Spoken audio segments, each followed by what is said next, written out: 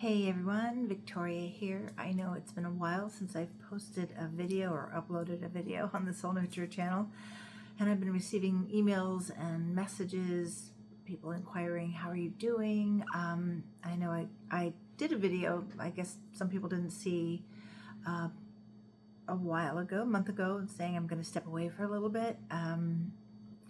But maybe I didn't say enough, and I want to share because I have a feeling many of you will relate. Okay, so yeah, I want to tell you what's been going on, and in the best way that I can, because truly I'm kind of in a mystery of unfolding right now that I'm just trying to be present to.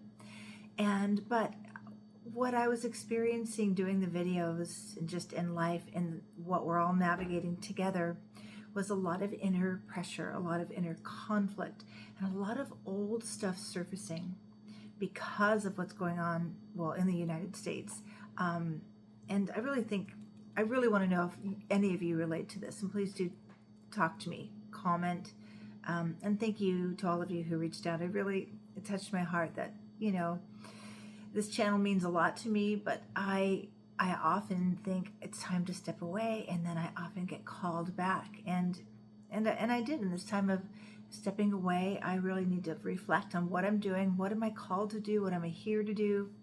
But first I had to be with sort of the darkness I was in, and maybe still am. I think I've definitely gone through an underworld experience, going into the deep, deep bottom of my shadow work, or shadowy nature we all have, doing shadow work. Or to put it simply, the cocoon phase. I went into the cocoon, dissolved all the old ways of being, really acknowledging the old patterns that were limiting me and keeping me from being my authentic self and being free in my authentic soul nature. And it's been a deeper dive than I've ever done. And I've done a lot of deep dives in my life and my journey of transformation. And I just, with everything going on in the world, I felt, I want to say inauthentic in sharing, doing what I normally do, which is like cultivate hope, bring the light, bring the positivity, illuminate a path forward. And I still want to do that and desire to do that. It's a big part of my mission. But I was feeling like my light was going out. I was having physical pain, health issues, high blood pressure, all kinds of things going on. Again, I feel like, old trauma got opened up, awakened, like Peter Levine's book, Awakening the Tiger. I had a couple tigers awakening and speaking through my body, and still speaking through my body. And I felt a sense of helplessness, and I also felt inauthentic in that I am a practitioner of healing and transformation, and yet I couldn't resolve all that was happening. And yet also part of my mission is to teach practitioners we are also souls having a human experience. And in our human experience, stuff's going to happen. We're constantly, I remind my clients all the time, we're all a work in progress. There's no there. Sometimes we have, we've done a lot of work, and we've done a lot of reclaiming, which I think is really the key. Reclaiming your soul essence out of conditioning, out of fear, out of limitation, out of playing small, playing safe. And that's where I was finding myself, playing small, playing safe, being more, I fell back. What is it called when you're in an addiction and you fall off the wagon, or you, there's a word where you fall back. I fell back into my people pleasing, recovering people pleaser. I fell into that. I felt confliction, and often when we're in a big transformational cycle, we'll feel conflicted. You're called to do the old thing, and yet you don't want to do that anymore. It's not authentically who you are, and yet you're not the new person yet. You don't have the new way, the new patterns, the new beliefs to support you. I was kind of in that. I still kind of am. I feel like I'm in kind of emerging. Like the image I have now is the butterfly. I've plopped out of the cocoon, but my wings have yet to dry, and I'm just vulnerably waiting for my wings to dry so I can rise back up. Anybody else feel like you kind of had to go down a little bit, and maybe you're still there, maybe you're still in the cocoon phase, you've dissolved everything that was, or you don't know how to be with what is, you're just sitting in the cocoon, or maybe some of you are emerging saying, I've got to get back, there's things to do, and maybe you have a new soul call. This is kind of where I feel I'm like, I need to get back in to all the things I'm called to do to serve and support those I'm called to serve and support. So yeah, but some of the other things I felt, first I was just riding the waves of transformation like the rest of you, leaning into the triggers, looking at where is this connected in me? What is this bringing to light that needs healing? But it was like, never stopping. And I was exhausted. And even not watching the news, I feel what's going on in the world. And I'm speaking now to my also, people who are also highly sensitive beings, who are empaths. You feel what's going on in the world without even watching the news, right? That's what it's been like for me. And yet I felt to be in integrity, I've had to look at what's going on. I think when we put our heads in the sand and don't look at what's going on, we're part of the problem. We're all being called to something right now. We're in a collective transformational time. I just didn't know how to navigate it because I was losing hope. And that was connected to being the old trauma waking up. And it felt like when I was a child, in some ways, it felt like I was the only one recognizing that we were all in a burning house and nobody was doing anything about it. Well, that got amplified with what's going on politically in the US. And yet I felt this fear of speaking up. A fear of speaking my truth, which is really old for me. That's the people pleaser. That's the play it safe, not put yourself out to be attacked or harmed. Well, where I'm called to now is not that. Not that. So, anyone relating to this, I wonder, I'm just noticing my light is kind of bugging me because it's right. It looks like a little crown if I hit it right, but I'm going to scoot forward. So I haven't done a video for a while, so I'm a little out of practice. So let's just adjust this. So, wow, that's how it's going to be. A little light back there. Anyway, so yeah, let me just name more. I think when you name what you're experiencing, you know, if you don't name it, you'll shame yourself. This is what I was noticing in myself. I wasn't naming, I wasn't being honest about what I was feeling. So name it so you don't shame it, right? And there was helplessness. There was, what do I have to offer? I felt like giving up. I felt like, is there a new career for me? Although this is my soul mission, this is what I love to do. And I have still been working with clients.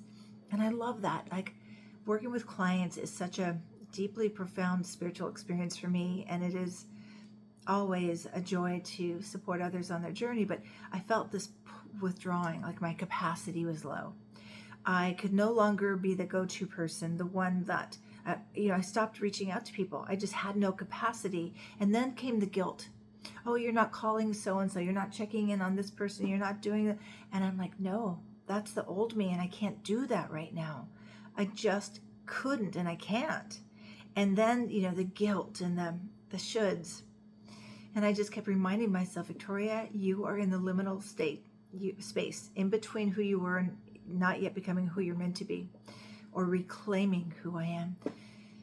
And that can be a tricky place because that's where you start to, the grip of the old way pulls you, and the guilt because you're not doing what you used to do. Well, you can't do what you used to do if you're becoming something else. Okay? Anyone need to hear that? All right. So, and also, when I worked at hospice, I experienced something similar to this, but not to this extent because it was a different world. I worked at hospice, was it 7 years ago now, as a grief counselor. And I experienced, these are real things, compassion fatigue, severe burnout. And when we get into compassion fatigue and burnout, we do tend to fall back into that old patterning. Even though you are dissolving a lot of old patterns, that old programming doesn't go away. It's just kind of like the old neighborhood you used to live in, you move back in. And you're like, I don't know, I'll just do it this way. This way worked even though it didn't work for me, right? So I also felt torn that, my mission has always been about lifting people up, illuminating paths forward with hope. And yet I wasn't speaking my truth because I was afraid to share what I was seeing and feeling, kind of like when I was a kid, like, you don't see this, and can we do something different about this? And then I also felt the pressure to just stay in my lane, and I think as women we get that a lot. Just, who do you think you are to be talking about that? I get that sometimes when I talk about, astrology. I'm my mentor said, once said to her, I feel like I need to get a certificate or something. She's like, you have it. You have what you need. You're good. You're good at what you do. But that's just the world we live in. Credentials and all this to prove we're capable or qualified to do the thing we're called to, which I think she was right. I've been with her for years, and I needed that external validation, yes, but we need to validate ourselves with what we're here to do and bring. But I was feeling this sort of pressure, like, who wants to hear your political views? Who wants to hear your take? There's enough people, enough noise in the world. And I also felt like I didn't want to add to the noise. My desire is to add to the support. But it felt inauthentic to be talking about transformational tools and soul work and the symbolic language of astrology without speaking to the backdrop that we're all, experiencing, So I realized I had to step away. Well, also, so I was having high blood pressure, which is very new for me, very new. I've shared that I've experienced chronic pain over the years. Again, the old me was shaming myself for, why haven't you figured this out yet? How are you still stuck there? I used to teach a process of like somatic experiencing, helping people get into their bodies to release. I reached for all my tools. I've done the inner journeys. I've done the somatic releasing. And finally I just said, okay, there's a deeper message here that is not wanting to go away with the technique right now. So I just shifted to deeply listening to my body and deeply taking action on behalf of myself and all the needs I neglected. I want to talk to my practitioners out there because I feel like it's very, very common. People who are called to service, supporting others. We need to look carefully and closely and consciously because it's deeply unconscious patterns that could have brought us into supporting others, and deeply unconscious patterns that keep us in this loop of offering to others what we're not offering to ourselves. Anyone willing to be honest and comment about that? It's so real. I see it all the time. I've been teaching this for years. I outlined a book about this, and yet I was still there. Now remember, when we're transforming, there are deep, deep layers, or the spiral. Like we start in the wounded place, we get out, and we feel like we're healed, we're transformed, and then we hit that place again. Now, depending on what's going on in the external, like you may hit that place when there's a lot of external pressure. The world is chaotic, and you don't have the capacity to say, oh yeah, I know that wound, I know that old story, here's where I've shifted, here's where I've healed, here's where I'm no longer that person. When you've got too much external stimulus and pressure, you fall back in that hole, right? So stepping away, deeply listening and checking myself and the patterns I was in, like people pleasing, self-neglect, denying my own soul wisdom and my soul muse. Like I stopped all creativity. I used to write poems. I was writing a book. I stopped everything. It was just like a hard stop. And then I went into, am I done? Am I done doing what I love to do? Should I pass the torch? All that stuff. So I'm sharing all this because I started to wonder if anybody else was feeling this, because I know we're all connected, that maybe you too found yourself falling backwards or back into the old neighborhood, as I say. And really quickly, what I mean by that is the old neighborhood is the literal and metaphoric neighborhood that we were born into, and the way we were conditioned to fit in, to belong, to feel safe, to get our needs met, that covered and denied our authentic soul, our soul essence. And then we wake up and say, that's not who I am. I'm limited in that way of being. we shift out of what I call the loyalty bond to our family. And this is hard because, yes, we love our families. But if we're in a loyalty bond, it means I'll only be the person I was in that field of the family dynamic. And if I step out of that way of being, I may risk being alienated from that family dynamic. But many of us have to do this in order to reclaim and surface our potential. So, so maybe some of you are, rising back up, and I really wanted you to give space to speak your truth and to say what you need to say. I want to share that I just got back. This is why I'm like, I have to do a video. I just got back from so I went to Hayden Institute to get my spiritual direction training in 2020 through 2022. And this was all virtual. Met these amazing women that just fell in love with them. An amazing mentor, Corey, and I'm not going to name everybody, but Corey went on to become the new director of the school. And so our group said, we need to go to the conference so we can meet each other in person and support Corey. Well, he didn't need our support. He's a great leader, a great compassionate facilitator, and it was just fun to see him in his element. And but so we went, and I almost didn't go because I was so low. I was so down in the dark, in the distant, if we're going to talk about like alchemy, like the dissolving phase, like just everything breaking down. So I'm like, who am I? Well, how am I going to show up? And will I show up? And I did.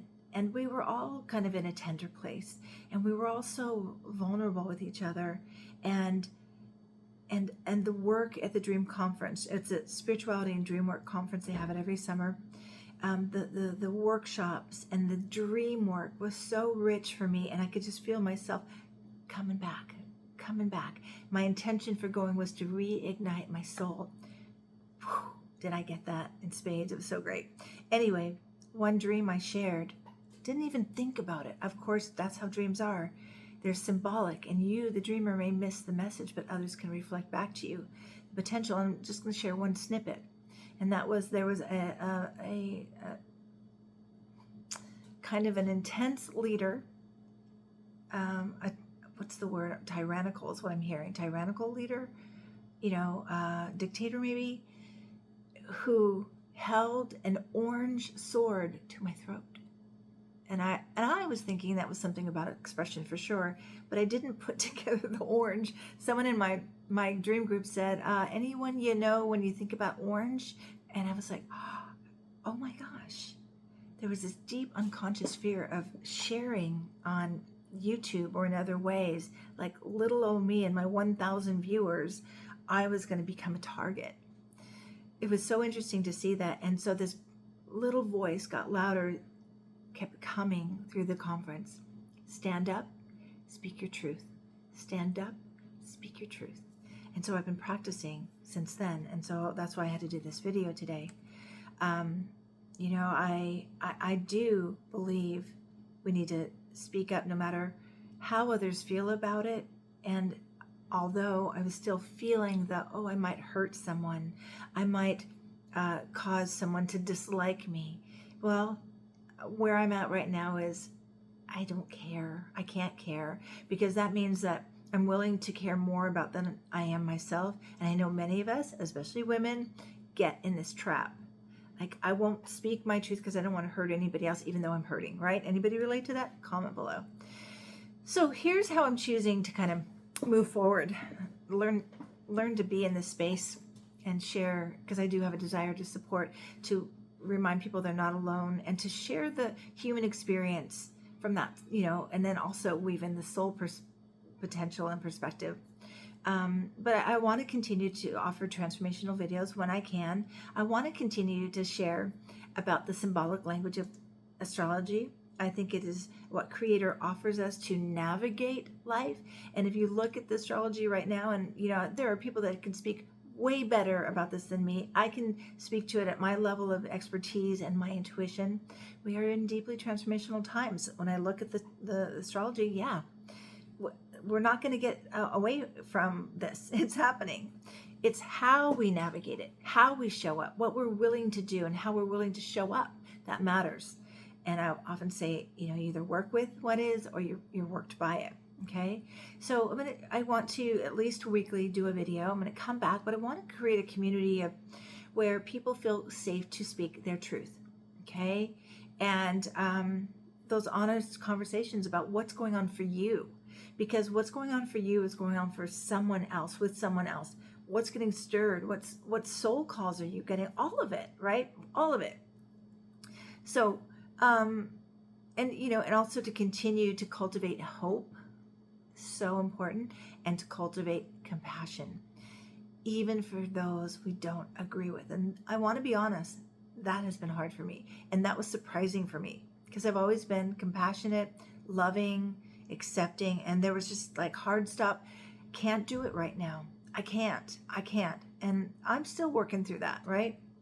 Loving from a distance has been my greatest go-to transformational tool. Okay, so yeah, I desire to hold space for those of you who feel tossed upside down by what's going on in the world, who feel disenfranchised, who feel just the sorrow, the pain.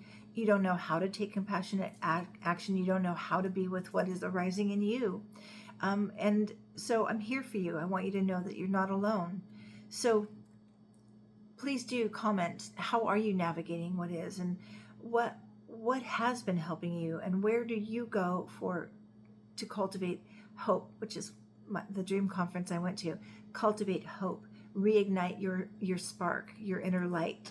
I'll tell you, really, yes, we need to lean into the triggers. Those lead us to the gold within us to reclaim, but also pace with grace. Step out when you need to, just like I did. Step out. It's all about, the essential thing is self-care, right? Doing what you need to do. Like, I've been moving my body more. I've been meditating more. I've been following guided imagery. I made my own guided imagery to listen for myself, to listen to my own advice at this time. Listening to music. Poetry is starting to come back. I used to write poems all the time, and I had one drop in last night, and I was like, oh, the muse is back, yay. So whatever cultivates hope and joy, don't let anyone take your joy. Essential. I think the two things that are key are routine and ritual for your self-care. Okay, so tell me how you're navigating, and tell me if anything I've said related to you.